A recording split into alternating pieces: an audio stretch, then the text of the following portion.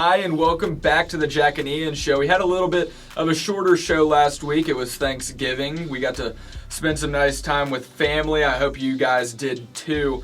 But now we are back. We're back to talk about sports. A lot has happened since we've last talked. My goodness. Particularly in the coaching world with college. And then on top of that, it was rivalry week. We've got a lot of Major League Baseball news that's hit as that offseason has begun. We're going to get to So You Think You Know About Soccer as well. But to start out, we're going to go ahead and hit up some NFL notes from the weekend.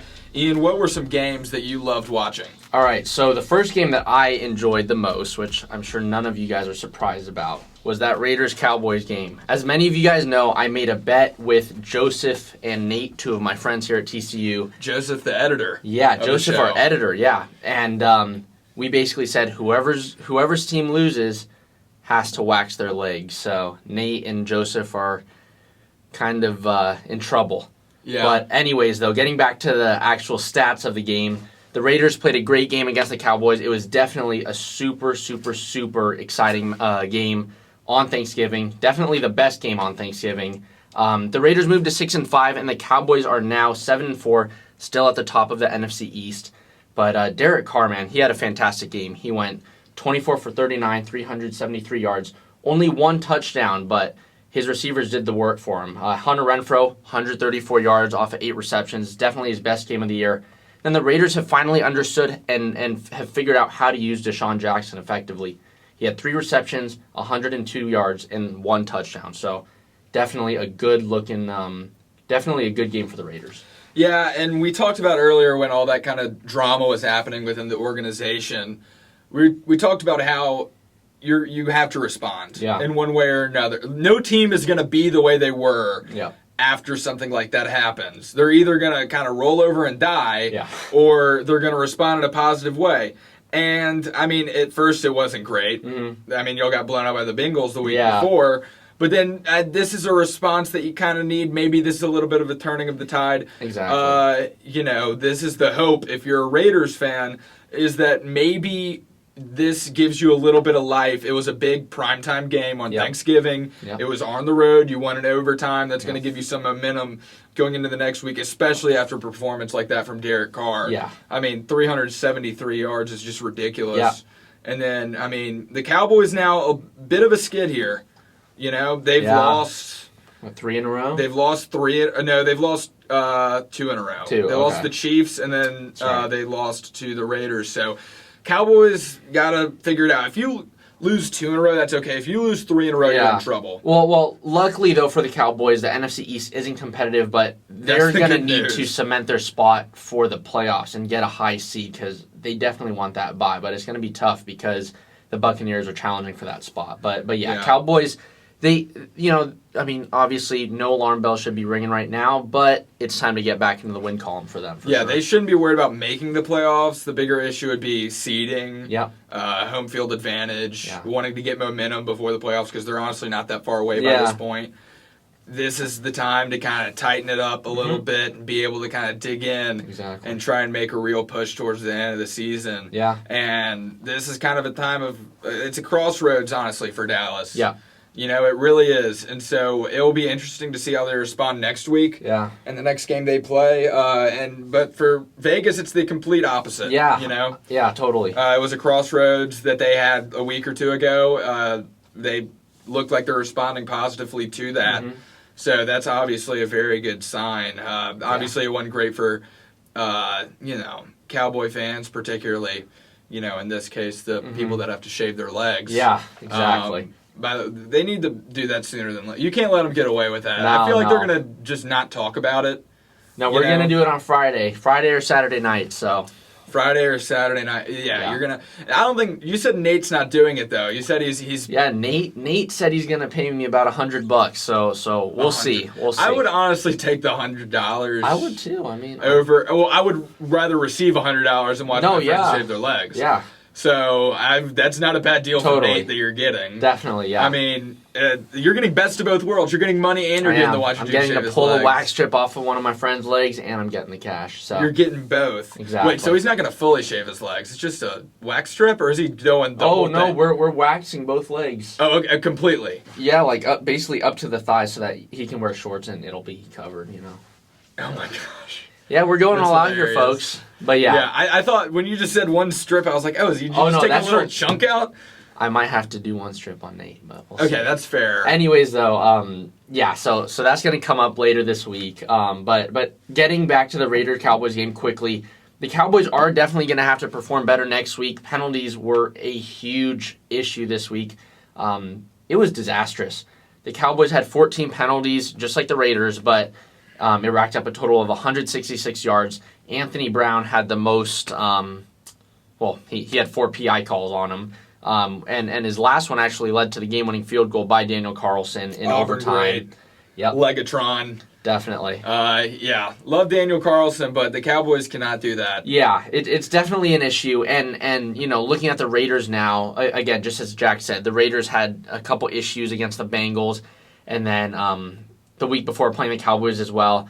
But now it seems like we've finally understood how to use Deshaun Jackson effectively. It was pretty clear that when he came in, we knew we knew what we wanted to use him for. It was just a matter of performing and doing that on the field. Right. Because, he needed to get on time with Derek Carr and his passes. They kind of needed to figure some stuff out. And now, it seems like it's all coming together, and hopefully the Raiders can take this into next week. So, yeah, for sure.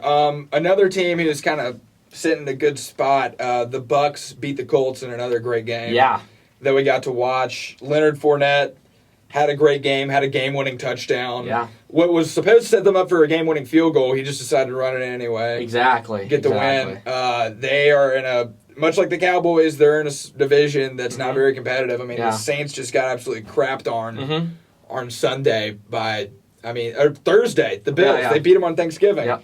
They killed them, man. That was not close. Yeah. But so the Bucks are in a good spot. Yeah. They're 8-3. And Leonard Fournette's our player of the week as well. So he had a fantastic game there. So 100 rush yards, 3 rushing touchdowns, and a receiving touchdown. So just goes to show that that guy was insane. Monster game. And the Colts are a good team. Yeah, both those teams. Yeah. Both those teams are pretty good, Colts. Yeah. The Carson Wentz is pretty unimpressive as a quarterback. Just as a name, ever since really he was like an MVP candidate at Philly. Totally. He's not seen as that great of a quarterback, but this season the Colts have kind of flown under the radar all year, and they've have a pretty explosive offense, and they can put up points, and they have a solid enough defense to go along with. They're a solid team that's flown under the radar all year. Definitely. And so it'll be interesting to see how they kind of shake up towards the end of the season. Yeah, so anyways, though, Leonard Fournette, player of the week, he definitely played a huge role for the Bucs in their 41-38 win over the Colts. And now getting to our next player of the week, this was between the Bengals and the Steelers, and Joe Mixon was outstanding. He had 28 rushes, 165 yards, and 2 touchdowns. The Bengals are now second in the AFC North, but they're just behind the 8-3 Ravens, who are looking kind of shaky in my opinion. But yeah, the Bengals are playing super well this year. They're pretty outstanding. Steelers lose their second game in a row, and it's their third game without a win because of that tie against Detroit 3 weeks ago, and they're now third in the AFC North. So Steelers definitely have to pick it up. Yeah, the Steelers are really, really bad. There's not much else to really say about them. Mm-hmm. They're kind of in a weird spot where they got some young guys like, Najee Harris. Yeah. Or, they had Juju Smith-Schuster, who looks like a bright spot for a long time. Mm-hmm. But they've been Roethlisberger. It's kind of time to move on. And that's no secret either. Everybody kind of knows it's time to move on from Ben Roethlisberger and into kind of a new era of Steeler football. But right now, they're just in a spot where you don't really have many options at quarterback. So you're just going to roll with Ben Roethlisberger, and it's not working because he needs to retire. Totally. Or at least kind of take a backup role somewhere, kind of like Andy Dalton did or something like that. Exactly. But, again, the idea of Ben Roethlisberger retiring or the Steelers needing to move on from him is nothing new by any means. It's just the fact that I don't think there's many top quarterbacks right now that are at least coming out of this next upcoming draft. Nothing special where it's like a franchise type. There's a thin draft when it comes to quarterbacks. I mean, you've got a couple guys like Matt Corral or something that could be fun and exciting. Yeah. But I don't know if they're like a franchise guy. I'm not sold on them as being a NFL quarterback. Especially the replacement for Ben. That can last 10, 15 years as a solid starter in the NFL. I just don't buy it. Yeah.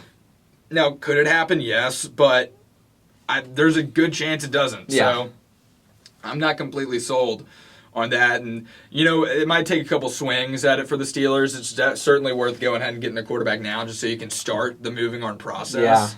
And then if it doesn't work out, then you at least have a chip. Exactly. A quarterback that you draft in the first round. That's tradable. No, totally. So I could see them, taking a Matt Corral or someone like that just to try and get some life in this franchise. Yeah. That the last couple seasons, really the last season or two, has kind of started to falter and waver. I mean, they've just kind of slowed down completely. They're not fun.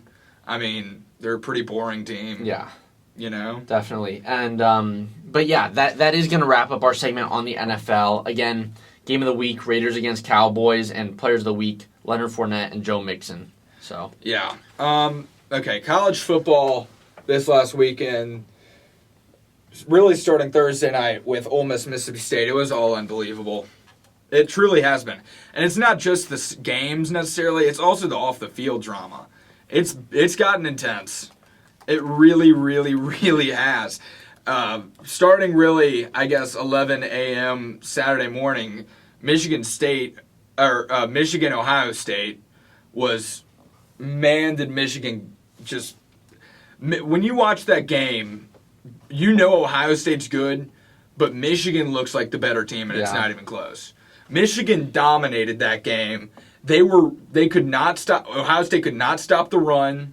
Michigan ran all over them, and then their defense was able to get stops kind of when they needed to, and especially early on, so that by the time it was late, Ohio State was playing from behind, and Michigan kind of had house money, and so Michigan just dominated that game. There's not much else to say. Yeah, they dominated that game. The atmosphere looked absolutely unbelievable. It was an awesome game. Now, this is the first time Michigan's won in literally forever.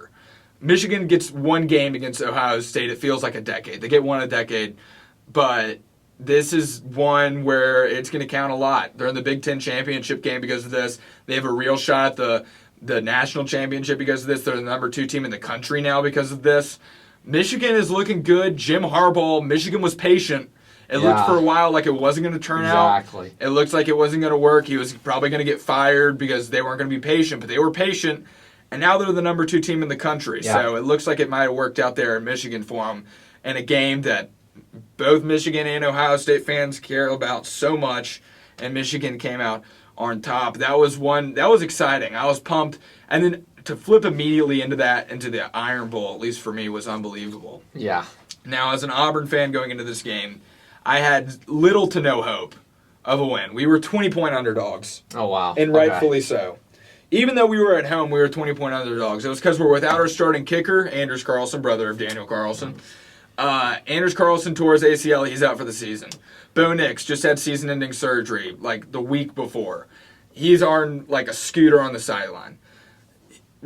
Literally, it feels hopeless because a kicker and a quarterback are pretty important positions to have. Yeah. And to be missing both in a big game, it's just it's not going to happen. Mm-hmm. But man, did that Auburn defense step up. My goodness. I remember at one point in the second half, them coming on, the announcers, I forgot who it was that said it, but they said at that point in the game, it was the third quarter, Auburn had as many sacks as Alabama had first downs. Oh, wow. Okay, yeah. And it was 8 sacks and 8 first downs. It was low number for first downs, but still a high number for sacks. Yeah. It was somewhere in that middle ground, 5 or 6 or something. And Auburn just dominated the line of scrimmage from the word go. Yeah. I mean, that Alabama offensive line is absolutely porous. I mean, they could not stop that. Auburn blitz. Auburn would bring 5 or 6. They would play good enough. They would press man-to-man on the outside. No wide receiver could get open in enough time because they kept trying to push the wide receivers deep. Sure. Those little crossing routes would always be there, but Auburn would always tackle them. They did a great job of open field tackling. So if it was like a 5-yard slant, you're only getting 5 yards. Or it's getting deflected away. Sure. And so they just couldn't move the ball down the field because of that.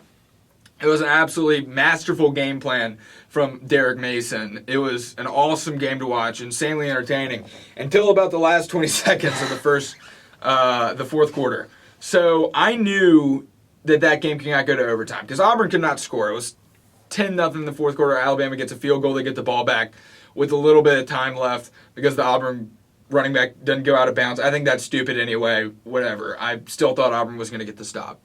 I see how it is a big deal. That's not the reason we lost the game. The reason we lost the game was because our quarterback could not walk. Our backup quarterback could not walk. And we didn't have a starter. And the third string is a walk-on with basically no in-game experience. And so you're not going to put him in. Yeah. Not in the biggest game of the year. Yeah. And so you're really stuck at quarterback. And so you just hand the ball off every time. That's the reason we lost the game, is because we literally did not have a quarterback that could move. Yeah. Anyway, Alabama goes down, scores the ball, whatever. I knew we could not go to overtime. I was sitting there in the third quarter saying, if this goes to overtime, Auburn's losing. Because offensively, we cannot score. Our defense has been great, but given a short field, Alabama's probably going to be able to find the end zone. And that's exactly what happened. I'm surprised we made it to 4 overtimes, if I'm being honest. Yeah. I thought we were going to make it to maybe 2 if we're lucky. Yeah. And then by the time we got to 4, I was like, maybe, and then Auburn couldn't convert one time, and then I was like, that's over. Sure. I knew immediately in my gut that Alabama just won that football game when they got the ball back. And so it was a fun game to watch, but man, was it a heartbreaker at the end. It was a heartbreaker, but I wasn't sad because we should have been killed. Yeah. You guys put up a fight. The fact that we fought was what I was happy about. I mean, it sounded like a great game all around for both defenses as well. Yes. Yes, extraordinary game defensive. If you love defenses, you would have loved that game. That was a masterful defensive performance by both teams. But the thing is I just, as an Auburn fan, it's not like I'm angry because I know we played our guts out. It's more just sad for people that are like seniors and stuff, where that's the last game at home. To go out in that fashion to a rival, it just sucks. So that's the main part that was kind of sad. And then you move right into that to another awesome game. Yeah. Top 10 matchup, Oklahoma State. Oklahoma, this is the second worst thing that happened to them this week. Oklahoma lost on the road to Oklahoma State at night. Was an extraordinary game. Both teams kind of felt like both were losing, muff punts, stuff like that. Just turnovers that gave the other teams great field position or touchdowns. Neither team really wanted to win. And in the second half, it kind of tightened up a whole lot, and it got a little more in line. The referees were not great for Oklahoma. I'm aware of that. Oklahoma State was getting calls. But I mean, that was a fantastic game, insanely entertaining, insanely clutch. This is the first time Oklahoma's not going to win a Big 12 championship in literally forever. So that's exciting because Baylor and Oklahoma State, that's fun, that's new, that's fresh. And it's also nice because Oklahoma's wanting to leave the Big 12 because they're better. But now you're not even in the championship game. So that's kind of fun.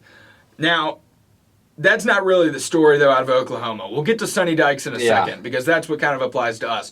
But since I'm already on the topic of Oklahoma, we might as well mention Lincoln Riley leaving Oklahoma, a very historic school, a destination school, not a school most coaches leave. He left to go to USC, a school that's in a much worse position right now than Oklahoma. They haven't been good in a while, at least over a decade since they've been really prominent in college football. It's been a minute, and he's taken a lot of recruits, a lot of coaching staff with him. He's left Norman in absolute shambles. He might as well have dropped a nuke. That would be about the equivalent. I think a lot of their fans wish he dropped the nuke just so they didn't have to live through what might happen next. Yeah. Because, my goodness, after the game, I don't know if you saw this press conference. I saw, yeah. You saw what happened? He was, a reporter asked him directly, "Are you leaving?" He goes, this is hilarious looking back on it now. He goes, "I'm not going to LSU." It's like, okay. He wasn't wrong. You didn't really but... answer the question, but that's a good enough answer for a lot of people. Because that was the school that was originally reported as to where he would be going. Exactly. And he just dipped and went to USC. Now, I understand it when you look at the money. Mm-hmm. Have you seen how much money he's making from this? Yeah. Oh my gosh. Here, I have it saved. Like someone made a post about it a while ago. It is ridiculous how much money he's making at USC. I believe it's 10 years, $100 million. A private jet that USC is buying for him and his family to use whenever they wish. Here it is. Lincoln Riley contract details. $110 million. USC is buying both his homes in Norman, Oklahoma for $500,000 over the asking price. Basically $1 million bonus. USC is also buying him they're paying for his $6 million home that's going to be in LA. They're also giving him unlimited use of a private jet 24/7 for his family while paying for its gas and usage. Paying for gas? Okay, gas in California is hella expensive. Yeah, so they're about to give him what? That's $110 million, so that's $117 million plus a private jet. So that's hard to walk. That's hard to turn down. Yeah. Really. That's one of those offers where you're like... And also, let's be realistic. Would you rather live in Norman, Oklahoma or Los Angeles, California as a multi-millionaire? Yeah. It's not that hard a choice, really. Yeah. Like, I understand you have ties, but at the same time, money talks.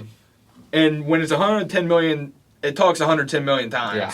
And it gets pretty convincing. Yeah. So who can blame him? But Oklahoma fans are not mad. Now, talking about other people that are mad, that's hilarious, SMU fans. I don't know if you've been on Twitter at all recently. Have you? Have you seen the SMU fans on Twitter? Yes. It's made my week. Now, what was your kind of reaction to the Sonny Dykes hire, if you had one? How was your feeling kind of about that? Were you there last night at the big introduction thing? Yeah, so no, I wasn't there. I was stuck in a statistics class, thankfully. That was the best thing ever. But no, I mean, I think Sonny Dykes coming over to TCU is definitely a step in the right direction. Obviously, I'm not the most versed in college football and you know with the top players and the top coaches, but from what I know about Sonny Dykes and SMU's program and especially the coaches that he's bringing, it seems like we're going to get kind of a new fresh start with a new coaching staff after it's been quite a long time with the same folks, you know. I kind of think that we needed a bit of a clean house of coaches just to get a new philosophy in there, just to get a whole new game plan. And yeah, I mean, I definitely think it's the right move for TCU. And in terms of the recruits that have been dropping out of, the recruits that have been dropping SMU and you know, kind of saying that they're going to come to TCU. I mean, that's fantastic for the program. Yeah, that's the encouraging sign. I didn't feel great about the hire at first. I was like, okay, that's fine. Yeah. Like, he's not a bad coach or anything, but like we'll see. Yeah. Then when we saw the assistant coaches coming in, like that's what got me excited. Was Samples and guys like that coming that are really, really good recruiters that are able to get really, really good players. Yeah. Samples was a big win. There were a couple others. Garrett Riley, brother of Lincoln Riley. You know, that was it just got exciting yesterday. Kind of seeing it actually happen. You're like, oh my goodness, this is fun. Especially getting two recruits. Yep. One really high caliber recruit, the other one a really, really good recruit as well. That was encouraging. Yeah, I think so far it's been like, two wide receivers, one 5-star, one 4-star. Yep. That's what it seems like. Yeah, and so that has been extraordinarily encouraging. Yeah. To happen within the first 24 hours. Yeah. To have that happen as soon. And to know that those aren't the last ones by any means. No, that's the thing. Is you're like, if it's happening now, imagine what's going to happen, what we're going to have in a month. Yeah. You know what I mean? Like this will be a fantastic Christmas for TCU. Yeah, no, it's fun. It's given it a lot of new life. It's a younger coaching staff, more energy.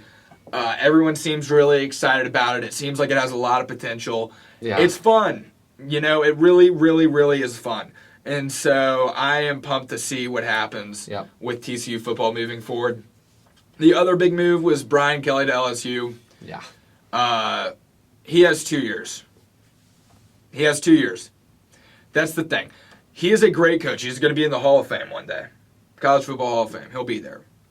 No doubt. He's the winningest coach in Notre Dame history. A very storied football school. Yeah. Now, at LSU, though, you're working with better recruits. And the last 3 guys to coach at LSU, the last 3 head coaches at LSU have all won championships there. So expectations are high. Yeah. Now, you maybe have 2 years to turn it around in a very competitive Western Conference. Yeah. That's only going to get more competitive. So you have to figure it out starting day one. It better work because he's on a big contract for a long time. And LSU fans will turn quick if it does not work. Yeah. Fans are brutal. Within the first year, they'll want him fired if they have like 7 wins. Mm-hmm. If they go 7-5, they will want him gone after that first year. And there'll be people against him. Some people will be like, let's be patient. But I guarantee you there'll be those fans that want him gone immediately. Sure. And not going to give him time. So it is imperative that Brian Kelly figures it out early at LSU if he wants to stay there for very long, which I think he probably will because that's going to be a monster buyout if they want to fire him. But yeah, they'd have to pay him quite a bit of money. Yeah, this is going to be. And now the interesting thing is though there are so many other coaching jobs. Notre Dame's still open. Yeah, Miami's open. You've got some places, you got some schools that need coaches, and so it's going to be interesting the next couple of weeks seeing where all these guys go. Anyway, and we're going, especially going into conference championship week. I feel like a lot of the news will probably come out over the remainder of this week. Yeah. But anyway, that's what I got for college football this week. Man, was it busy. Yeah. Oh my goodness, it was busy. There was so much happening. It was insane. But another sport a lot's been happening in is baseball. Yeah, so just as college football is staying hot, things are going on. Things are going on in baseball. Right now, it's the free agency period. It's the off season, and there's been a lot of moves, and there's many more to come. But we're gonna start off in the AL West, where my Oakland Athletics are looking like they're gonna just drop the ball this year. What else is new? Yeah, exactly. So, anyways, we're gonna start in the AL West with the Texas Rangers, staying local, and the Rangers recently signed 2 stars. First off, Corey Seager. Corey Seager, third baseman from the LA Dodgers, had a bit of a tough year last year. Only happened to play 91 games just because of injury. Sorry, not 91, 95 games. But they signed him to a monster contract, 10-year, $325 million. Just crazy stuff. I mean, absolutely ridiculous. As you guys can see on the graphic right now, his stats last year, he had a .306 batting average, on-base percentage of .394, on-base plus slugging, .943. Again, because he only played 95 games, he only managed to get 16 homers, 57 RBIs, and 54 runs.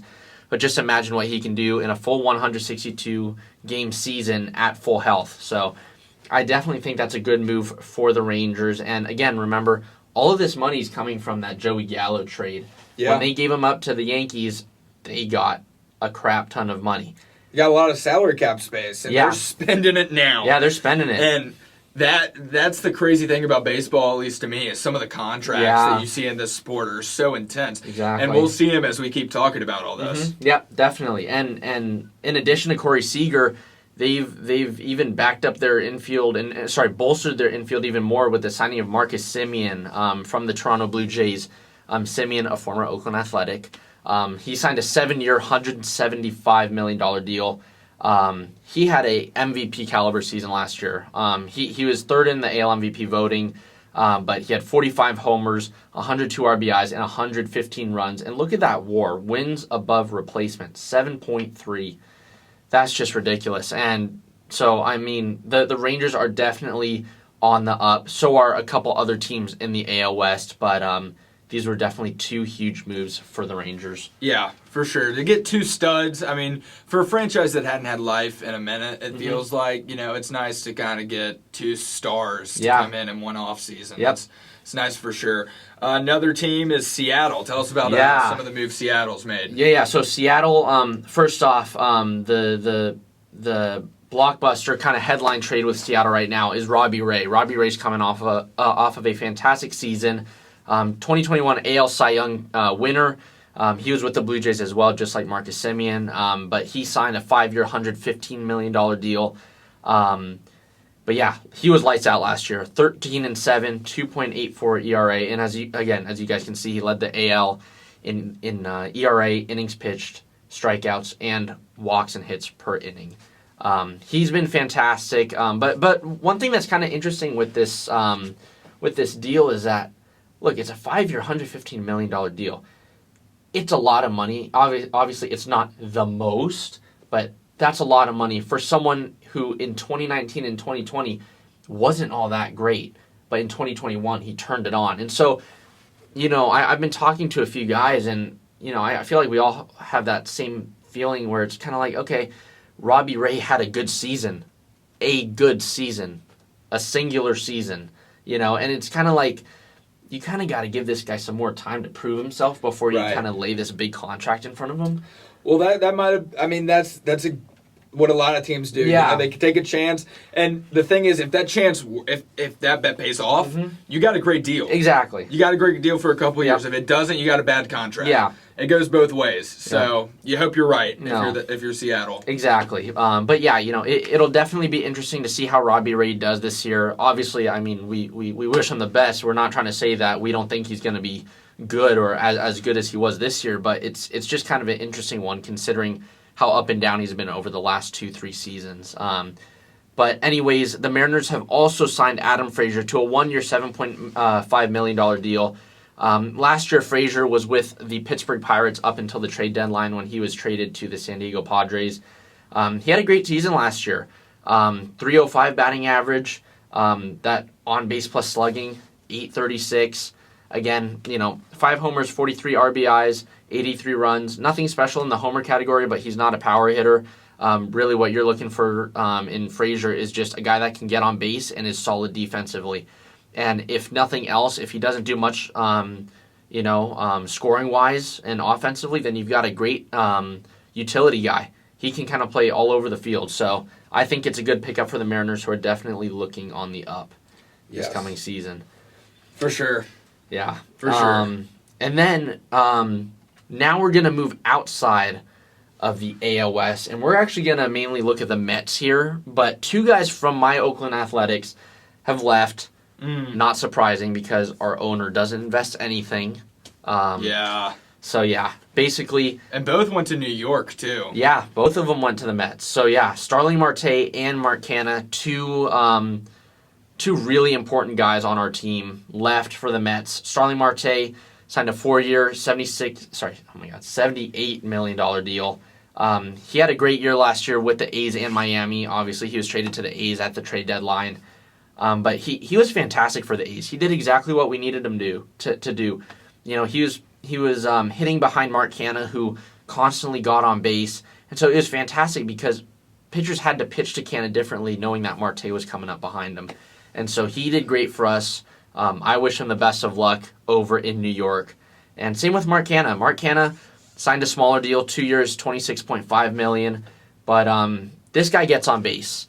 You guys can see with that 231 batting average, 231 isn't anything special by any means whatsoever, but he gets on base. He led the MLB in hit by pitches last year with 27.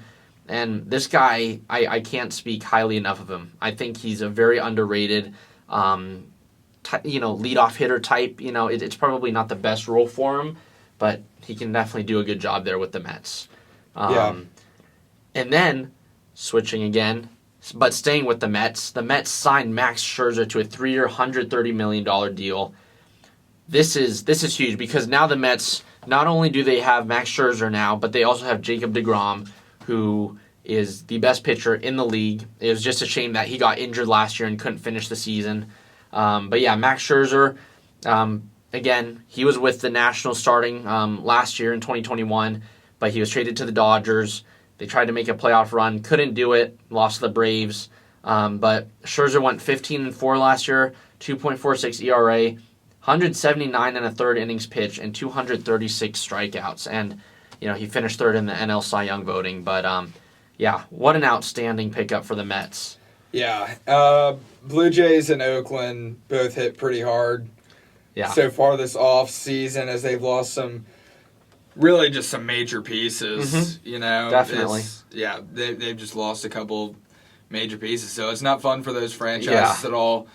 We've had a couple other players stay with their teams, though. Yeah, we have, and get some extensions. Yeah, these guys have had some gigantic extensions. First off, Byron Buxton, again, he only played 61 games because of injury last year with the Minnesota Twins, but the Twins believe in this guy, and they think he's their franchise player for the foreseeable future. So they signed him to a 7-year, $100 million deal. Again, in his 61 games, he had a batting average of .306, .358 on-base percentage, and a 1.005 on-base plus slugging, which is absolutely fantastic. Again, as you guys can see with the graphic, 19 homers, 32 RBIs, and 50 runs in just 61 games. So just imagine what he could do. And then Wander Franco, who, if I'm not mistaken, is either 19 or 20 years old. Okay, he's 20. He's born March 1st, 2001. Just signed a monster deal with the Tampa Bay Rays. 11 years, $182 million. But if he uses that 12th year option, it can go up to $223 million. That's just some insane type of contract there. Imagine being 20 years old and being able to make $223 million. Yeah, I mean, like I said earlier, some of these baseball contracts are so intensely ridiculous. I mean, baseball is the most kind of bipolar contract. Yeah. In terms of you make nothing or you make a ton. Yeah. You're not making, $40 million. You're making 100 or you're making, 500,000. Yeah. That's how it feels at least. I'm obviously exaggerating a little bit, that's the feel you always get. I always get from baseball's offseason is man, 12 dudes just made so much money. Yep. And then, kind of the rest of the team makes, $2 million or something like that. That's how it always goes. Yeah. So that's why baseball's always such an interesting offseason is because you just see teams throw so much money at just one or two players. Yep. Just like we saw, with New York did it. Just like with the Mets, to be specific. Yeah. Just like we saw the Rangers did it. Yeah. They just pick, one or two guys, and you just throw a ton of money their way. Yeah. And hope it works out. Yeah, but no, this offseason so far has been pretty crazy in the baseball world, and that's not going to be the end of it. There's definitely more to come. Hopefully, the Oakland A's can sign some folks and not just re-sign guys for another 1 year. So it's not the most boring offseason ever. Oh, God. Those are the worst. It's just not looking good. Those are always terrible. Where, you go into an offseason and you're expecting to make, a move, just one. Just one thing that's fun. You know what I mean? Just give me one thing. And then they sit on their hands the whole time, and they re-sign a couple guys. Maybe they make one or two trades with, some minor players or whatever, but it's really going to change that team that much? No. Mm-hmm. That is the worst. Yeah. And it's never fun when that happens. And that's the thing with the A's. It's look, it's been that same recycled process of, creating good players, developing them when they're young, when they're in the minors, when they're prospects, like the Matt Chapmans. Josh Donaldson, we made a great player out of him to then go do great stuff with the Blue Jays and the Twins and et cetera, right? And whenever someone asks me, oh, what do you think about the A's, getting these prospects, because it looks like Matt Olson's going to be going to the Yankees this offseason, and it looks like the A's are going to supposedly shoot for the moon and get some top prospects. Well, that's great, but prospects that come to the A's are basically guys that are just going to develop with the A's, sign a rookie contract with the A's, and then when the A's are too cheap to pay them a legitimate contract, they're just going to go off and do something great with another team. So they're a stepping stone franchise. But that's the thing. For the A's to get prospects, I mean, by the A's getting prospects, it's not like that's going to help us. When they run out of their rookie contract, we're going to give them up to someone else. Right. And so getting prospects for the A's it's not a big deal, I feel like, because you're just going to get rid of them. Other teams just kind of use it as a feeder team. Yeah. We are a farm system for the rest of the MLB. Yeah. Straight up. basically. And if you want to be competitive, that cannot be so. Yeah. You have to fix that. So you cannot. Eventually, you got to open the checkbook and pay them. Yeah. So John Fisher, we're talking to you. You got to open up your pockets. We know it's not empty. All right. So start doing something for this team. Yeah. The thing is like, you always get stuck in like, well, we can blow it up and develop. You just keep pushing it back like 5 years. You go, well, it's the future. We're building for the future. But then you say that for 20. Sacramento Kings have been saying that since 2007. Yep. They're not back in the playoffs. They keep blowing it up and building for the future. Yep. But eventually you got to stop and go, okay, now we actually have to stop and build for the future. And win now. We got to make a move. We got to win now. We got to get some pieces. We got like 1 or 2 central guys. We got to pay them money. We know, but they're essential to the team. They're core guys. We want to build around them. We get some other pieces to go with them. But like, if you're not willing to pay them, you're going to keep punting every year. You're going to keep punting for 5 years from now. Exactly. And eventually, fans grow tired of it. This happens, and this is true of every sport. Yeah. Eventually, fans grow tired of it, and they are sick of not making the playoffs and not winning games. Yep. Like they want to. Yep. And for people like John Fisher, there's no need for him to go out there and spend more money. Why? Because he's breaking even and making even more than he actually put in. And the A's are playing like crap when he does that.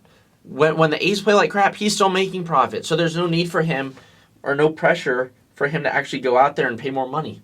Yeah. So it's true. That's the biggest issue. But anyways, now switching gears from baseball over to soccer, there's been some big news in the soccer world.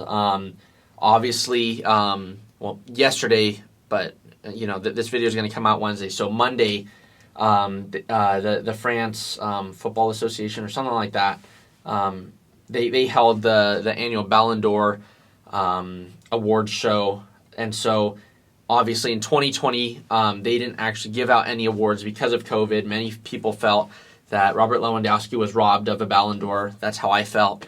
But anyways, on Monday night they held the awards show. They gave out a couple of awards. The Lev Yashin Trophy for Best Goalkeeper of the Year, Gianluigi Donnarumma.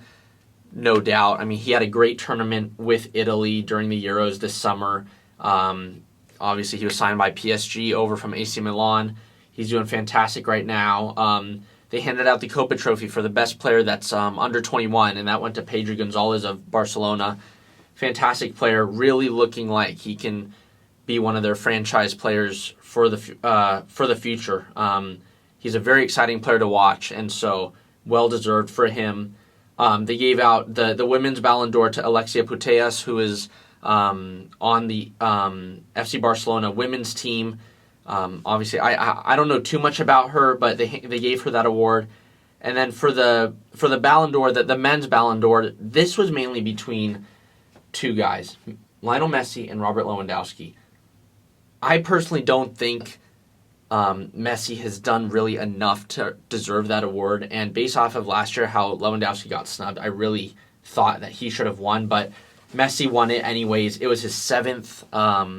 It is his 7th in his career, which is absolutely ridiculous. 7 Ballon d'Ors is just something that I don't think we'll ever see be matched anytime in the future in world soccer. But that happened on Monday. Also, other big news, but in club football, Manchester United have signed a new interim manager.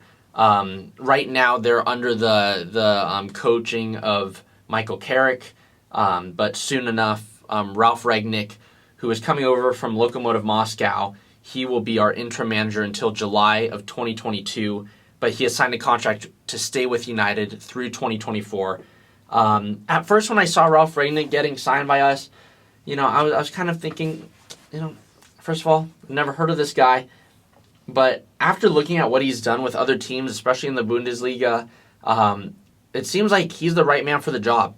And knowing that he's not just going to stay with us for 6 months, but for the next 2-3 seasons is promising, because what he's going to bring into the team now is going to be the same type of design and the same type of play style for a couple of years. It's not just, hey, we're going to bring someone in for 6 months, and then after 6 months, the players are going to have to change their play style again. for a new coach. Obviously, the play style will change slightly, but he's still going to be at the helm of how the team plays and what the team's looking like. Yeah, that'll just help with the transition in general. And oh my goodness, I cannot believe we forgot to announce the name of the segment. It's So You Think You Know About Soccer, in case you didn't think it already. I know some of you didn't think it. My bad, Jack. But in case you didn't think it, it is So You Think You Know About Soccer. That is the name of the game. Yeah. And I don't know if you got anything else. No, yeah, I do. Yeah. Okay, no, there's just a little bit. No, you're good. Okay, yeah. But anyways, Ralf Rangnick, he's mostly known for developing teams in the Bundesliga that were struggling. For instance, Ulm, he went there, pretty much rebuilt Ulm from the bottom up. He rebuilt Hoffenheim. He built RB Leipzig. Again, as you can see with the graphic on the screen, he was the director of football for RB Leipzig and Red Bull Salzburg from 2012 to 2019. Leipzig manager from 2015 and 2016, and then from 2018 to 2019. And in 2019, he was the German Cup runner-up. And then back in the early 2000s, he was the manager of Schalke in 04 and 05. He was the runner-up in the Bundesliga in 05, and then he won the German Cup with Schalke in 2011. And again, he's most known for coaching and really developing some of these most prominent coaches that we see now, including Jurgen Klopp, Thomas Tuchel, and Julian Nagelsmann. And so it's definitely looking like Manchester United are heading in the right direction with the appointment of Ralf Rangnick. I'm definitely excited, and I just hope this works out. So far, Manchester United, their season has been terrible. There's really no other way to put it. They've been subpar, and they just really, really, really need to get back on track. And I think Ralf Rangnick's the guy that can do it for us. So yeah, you can get the job done. Yeah. Anyways, that is going to be the end of the So You Think You Know About Soccer. Again, we did want to mention that Jackson was unable to join us tonight, but he'll be back on in the next few episodes for sure. We'll definitely have him on again. But yeah, I think we're going to wrap it up, right? That's probably it. I think that's all we got for this week's show. Yeah, so again, thank you guys so much for joining us tonight. We really appreciate the support you guys have been giving us. It's keeping us going, chugging along here.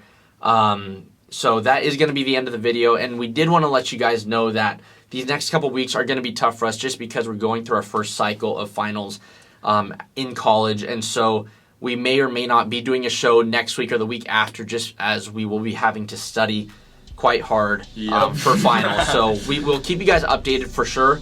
If there's no video, we'll definitely communicate that to you guys. But until then, make sure to follow us on Instagram at The Jack and Ian Show, and check out our videos on YouTube and the audios on Spotify if you haven't yet.